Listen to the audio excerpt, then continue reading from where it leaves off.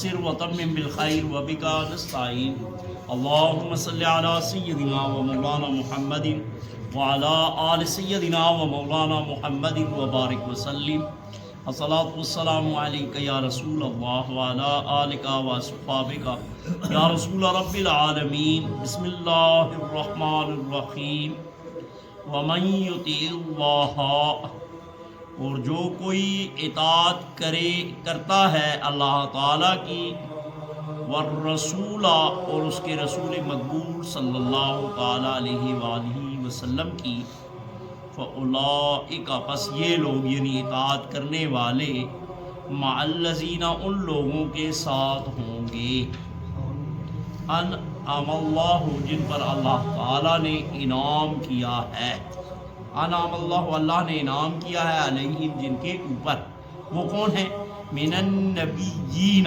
وہ انبیاء علیہم السلام والصدیقین اور صدیقین ہیں والشہداء اور شہداء ہیں والصالحین اور صالحین وحسن اور کیا ہی اچھا اولائے کہ یہ لوگ ہیں رفیقہ ساتھی اور کیا ہی اچھے ہیں یہ ان کے ساتھی ذالک الفضل یہ معاذ فضل ہے من اللہ اللہ تعالیٰ کا وقفا اور کافی ہے باللہ اللہ تعالیٰ علیم جاننے والا.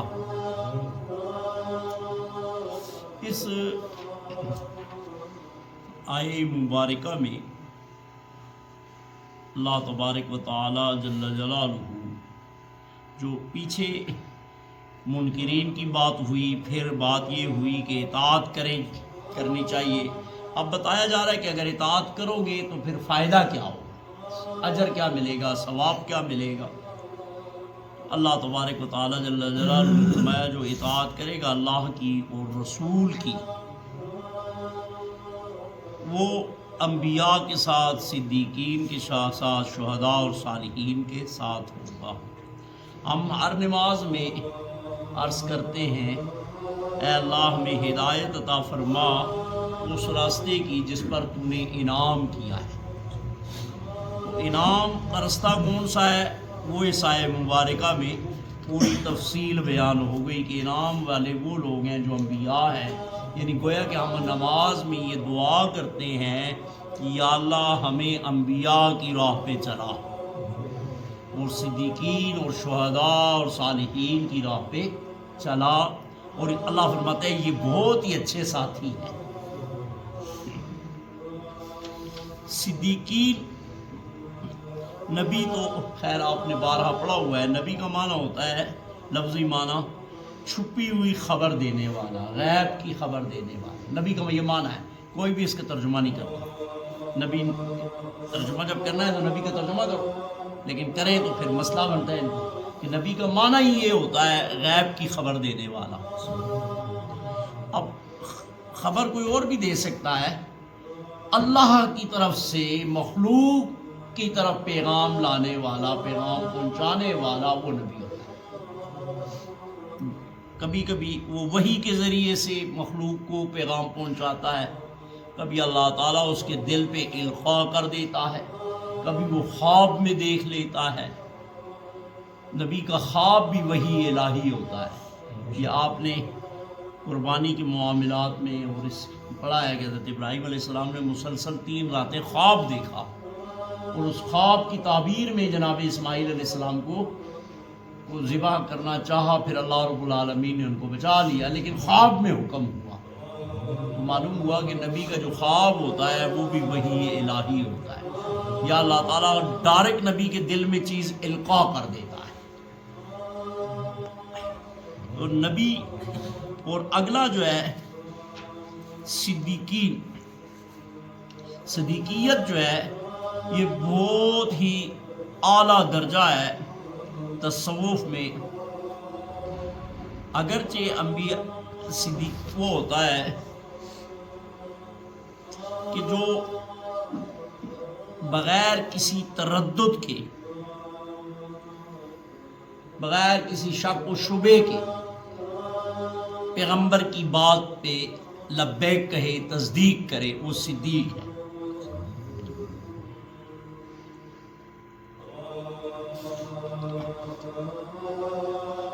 یہ قرب الہی کا جو ہمارے ہیں نا تصوف میں مقامات ہیں، غوثیت ہے، قطبیت ہے، ابدالیت ہے، مختلف، تو صدیقیت بھی ایک مقام ہے قرب الہی کا، بہت اعلیٰ مقام ہے۔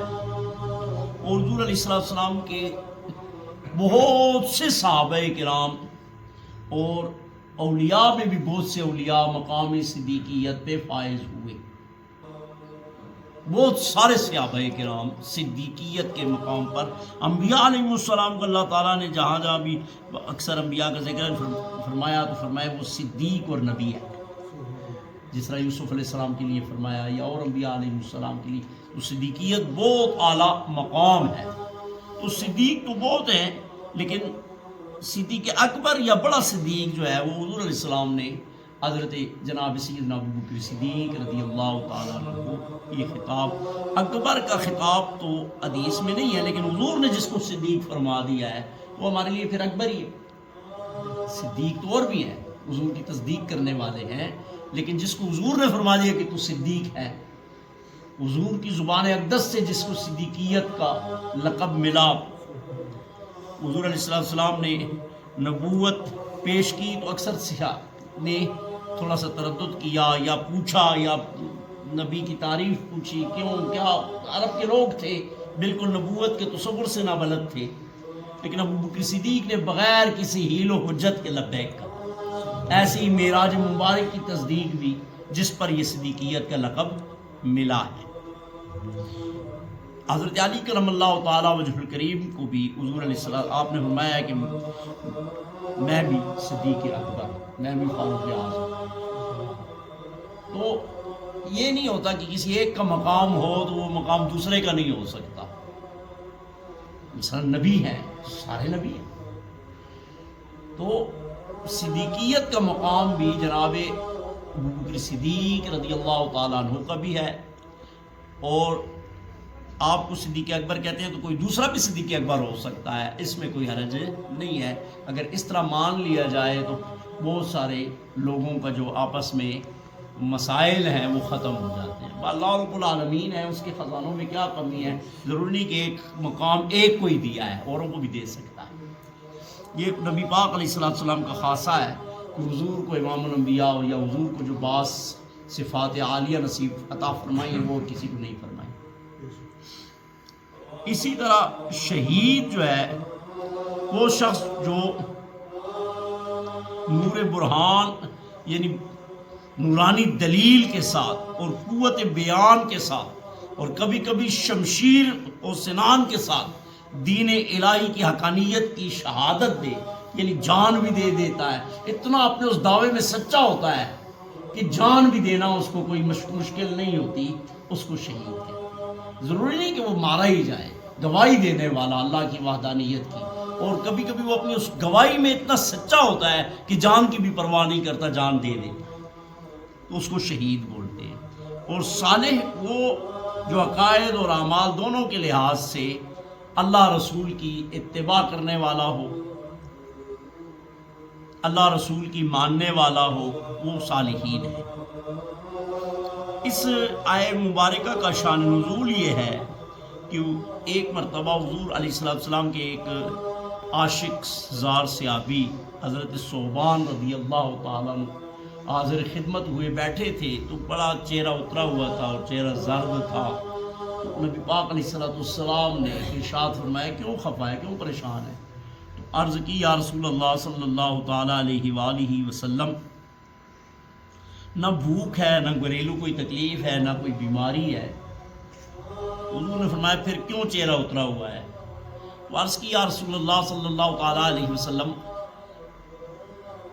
کسی کام کے لیے جاتا ہوں، گھر جاتا ہوں تو آپ کا فراق تڑپاتا ہے، اس کی وجہ سے میری یہ حالت ہے، لیکن اس حالت کو اور اس پیاس کو میں جلدی مٹا لیتا ہوں، آ جاتا ہوں، اپنی بیٹری پھر چارج کر لیتا ہوں، آپ کو دیکھ لیتا ہوں، اطمینان۔ لیکن اب پریشان اس لیے ہوں بہت زیادہ، اور یہ میری جو حالت بنی ہے اس لیے بنی ہے کہ مرنا ہے، فوت ہونا ہے تو قیامت کے بعد جنت میں آپ کی ملاقات کیسے ہوگی؟ یہاں تو ہو رہی ہے، تو وہاں کیا ہوگا؟ تو اس چیز نے مجھے لاغر کر دیا ہے، زرد کر دیا ہے، کمزور کر دیا۔ ادھر تو تھوڑی دیر کے لیے فراق برداشت نہیں ہوتا، اور جب تکلیف زیادہ ہوتی ہے وہ محبت کی تو دوڑتا ہوں، آپ کی زیارت کر لیتا ہوں، پیاس مٹ جاتی ہے آپ کو دیکھتا ہوں۔ لیکن وہاں پہ کیا ہوگا؟ نبی پاک علیہ السلام نے ابھی جواب ارشاد نہیں فرمایا تھا کہ یہ آیے مبارکہ نازل ہوئی کہ جو اللہ اور رسول کی اطاعت کرتے ہیں وہ انبیاء کے ساتھ ہوں گے، صدیقین کے ساتھ ہوں گے، شہداء اور صالحین کے ساتھ۔ جو جس حضور علیہ السلام کی حدیث ہے، جو جس سے محبت کرتا ہے وہ اس کے ساتھ ہوگا، جو جس سے محبت کرتا ہے وہ اس کے ساتھ ہوگا۔ حضور علیہ السلام نے آیت مبارکہ اس کو سنائی تو نہ صرف ان کی یہ کیفیت تھی، اس نے تو اظہار کر دیا، حضور کے سارے صحابہ کرام تقریباً سب کی یہی کیفیت ہوتی تھی، بلکہ بعض اولیاء کرام پر اللہ تعالیٰ نے یہ کرم کیا ہے کہ وہ روز حضور کی ہر وقت زیارت کرتے، ایسے بھی ہیں۔ دہلوی رحمۃ اللہ علیہ ادھر ہندوستان میں حدیث پڑھاتے تھے، پھر مدینہ منورہ چلے گئے، کچھ عرصہ ادھر رہے، اور ان کا ارادہ یہ تھا کہ اب نہیں جانا، بس آخری عمر ہے، بس درس و تدریس ہوتا رہا ہے، اب بس مدینے میں ہی رہنا، حضور کی زیارت کے سامنے، دربار کے سامنے بیٹھا رہوں گا۔ خواب میں حضور پاک صلی اللہ تعالیٰ علیہ وآلہ وسلم کی زیارت ہوئی اور آپ نے ارشاد فرمایا کہ کیوں ادھر بیٹھا ہوا ہے؟ تو اپنی کیفیت بیان کی کہ اب فراق برداشت نہیں ہوتا، اس لیے بیٹھا ہوں۔ حضور نے فرمایا صلی اللہ تعالیٰ علیہ وآلہ وسلم ہندوستان چلا جا اور وہاں پہ میری حدیث پڑھا، اس سے میں تجھ سے بڑا خوش ہوں، تو کام کر رہا ہے، ہندوستان چلا جا، ہاں یہ کر کہ پڑھانے کے لیے بیٹھ جایا کر، جب تک مجھے دیکھ نہ لیا کر نہ پڑھایا۔ وہ پھر طلباء میں تشریف رکھتے اور پڑھانا اس وقت شروع کرتے جب کھلی آنکھوں سے حضور کو دیکھتے۔ تو ایسے اولیاء کرام صوفیاء بھی گزرے ہیں، بلکہ اب بھی ہوں گے یقیناً، جو حضور پاک صلی اللہ تعالیٰ علیہ وآلہ وسلم کا کھلی آنکھوں سے، خواب میں تو گناہ گاروں کو بھی ہو جاتا ہے۔ یہ جو اتنا بڑے عظیم لوگوں کی سنگت دیتا ہوں نا، یہ تم نے کوشش تو کی ہے اطاعت کی، لیکن تمہاری اطاعت اس پیمانے کی نہیں ہے کہ تمہیں انبیاء اور صدیقین اور شہداء اور صالحین کے ساتھ رکھو۔ یہ کیا ہے؟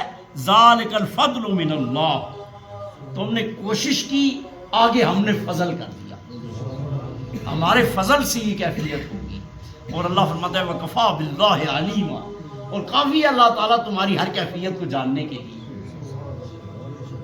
پھر ایک بار ترجمہ دیکھیں، وَمَن يُطِعِ اللَّهَ، اور جو اطاعت کرے اللہ تبارک و تعالیٰ جل جلالہ کی، والرسول، اور رسول مقبول صلی اللہ تعالیٰ علیہ وآلہ وسلم کی، فَأُولَئِكَ، پس یہ لوگ، مع الذین، ساتھ ان لوگوں کے ہوں گے، انعم اللہ، انعام کیا ہے اللہ تعالیٰ نے، علیہم، جن پر، وہ کون لوگ ہیں؟ من النبیین، وہ انبیاء علیہم السلام ہے، یعنی یہ اطاعت کرنے والے اللہ رسول کی انبیاء کے ساتھ ہوں گے، بس صدیقین، اور صدیقین کے ساتھ ہوں گے، والشہداء، اور شہداء کے ساتھ ہوں گے، والصالحین، اور اولیاء کے ساتھ ہوں گے، وحسن، اور کیا ہی اچھا، اولئک، یہ وہ لوگ ہیں، رفیقہ، ساتھی، یعنی کیا ہی اچھے ساتھی ان کو عطا فرما دی۔ ذالک الفضل، یہ معاذ اللہ تعالیٰ کا فضل ہے، من اللہ، اللہ تعالیٰ کا، یہ جو کیفیت ہے اور اتنی عظیم شان ہے، بس یہ معاذ اللہ تعالیٰ کے فضل سے، وکفا، اور کافی ہے، باللہ، اللہ تعالیٰ، علیما، جاننے والا۔ اللہم صلی علی سیدنا و مولانا محمد وعلی آل سیدنا و مولانا محمد وبارک وسلم۔ صلاۃ والسلام علیک یا رسول اللہ، وعلی آلہ وصحبہ، رحمۃ اللہ۔